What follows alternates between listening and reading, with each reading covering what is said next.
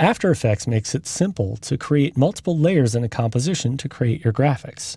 But what most people don't understand is there are different kinds of layers within an After Effects composition. To show you what I mean, let's look down in the timeline panel. Select layer 7. This is a video layer, and I know this because the icon to the left of the name. Notice there are different icons for the different layers. Like this icon is an Illustrator icon. This was created from importing an external Illustrator file.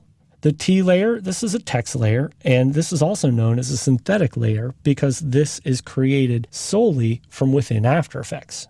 Now, synthetic layers have an interesting property, and that's the fact that they only exist within a composition. Let's see what that actually means. With layer 7 selected, our top video fill layer, go ahead and control-click or right-click on the layer to pop up this contextual menu. Navigate up to Reveal Layer Source in Project. When we select that, notice our video folder automatically popped open, and there's our video file. This is a great little shortcut you can use when your projects get extraordinarily large and you're having a hard time finding things. Now, video and audio layers are created when you import those assets into your After Effects project. Same with the Illustrator file right here, layer 5. Let's go ahead and select layer 4, our text layer. And if you right-click or control-click on the layer, notice we don't have an option to reveal the layer source in the project. If I wanted to add this text into another composition, I would have to copy the entire layer and then paste it into that new comp. Now let's look at layer solids. Layer 3 is a layer solid, so let's go ahead and select it, and you guessed it, right-click, and reveal layer source in project. Notice when we did that, it automatically selected this cyan solid number 4. What's interesting is the fact that I could go ahead and add this solid back into my composition if I wanted to. So drag that down between layers 6 and 7. And notice now we have this kind of cool color background behind our text. I'm just going to move that down in the comp window by clicking on it and dragging down a little bit. There we go. That's a little bit better.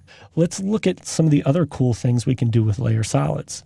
See, since this layer solid is being referenced by a solid that's in the project panel, I can actually trace how many times this individual file has been used. If I open up the project panel here just by dragging on the right side, notice it says cyan solid 4 used 2 times. Now, another interesting thing, if you have the cyan solid selected in the project panel and go up under layer and choose solid settings, we can change the color of this and it'll actually propagate that change back down into the project. So let's change this to red, and I want to choose a red that's similar to this background. So I'm going to click on the eyedropper next to the color and then click on this red. When I click OK, check it out. Now that solid has changed both my layer 7 and in my bottom color. Now things look a little bit different than what we had done before, and that has to do with the different blend modes that we're dealing with. So I want to undo that last change by just going up under Edit and choosing Undo Solid Settings. But as you can see, for a layer that's created within After Effects itself, like a layer solid, you can literally use that like any other piece of source footage, like a video layer or a Photoshop or Illustrator layer. Now, the last kind of layer I want to cover is called an adjustment layer. We haven't really used one yet, but it's one of my favorite layers in After Effects. To create an adjustment layer, all we have to do is go up under the layer panel, choose New, and choose Adjustment Layer. Now, adjustment layers allow you to apply an effect to that layer, and then any layers that exist below that layer will have the effect applied. So it's kind of a neat way to save yourself time. Rather than applying the same effect to multiple layers, you can just use an adjustment layer. So let's go up and choose Effect, Blur, and choose Fast Blur. Now, just click and drag on the blurriness parameter in the effects control panel. To accentuate the effect, let's choose a value of 21. Now go ahead and click on the adjustment layer in your timeline panel and move it down below the swoop lines Illustrator file, so between layers 6 and 7.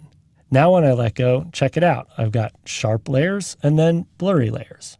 Now obviously I don't want to keep this in my comp, so let's select layer 6 and just press delete on our keyboard to get rid of it.